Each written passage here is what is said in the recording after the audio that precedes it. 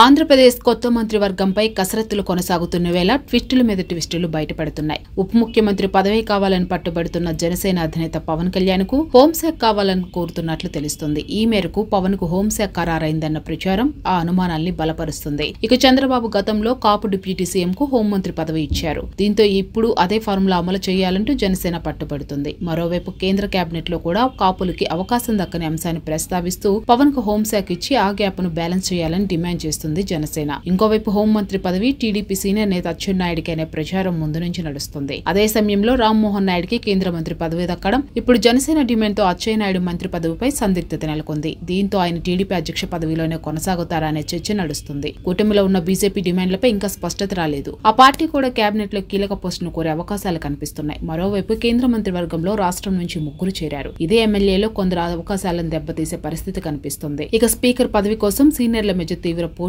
నెలకొంది. కళా వెంకట్రావు, అయ్యన్న పాత్రుడు, బుచ్చయ్య చౌదరిల పేర్లు పరిశీలనలో ఉన్నట్టు తెలుస్తుంది. ఈ ముగ్గురు 7 సార్లు గెలిచిన ఎమ్మెల్యేలే కావడం గమనార్హం. అయితే గతంలో తన సామాజిక వర్గానికి స్పీకర్ పదవి ఇచ్చుకున్న చంద్రబాబు ఈసారైనా బీసీ ఎస్సీలకు ఇస్తారా లేదంటే మళ్లీ తన సామాజిక వర్గానికి ఇప్పించుకుంటారనే సస్పెన్స్ కొనసాగుతుంది.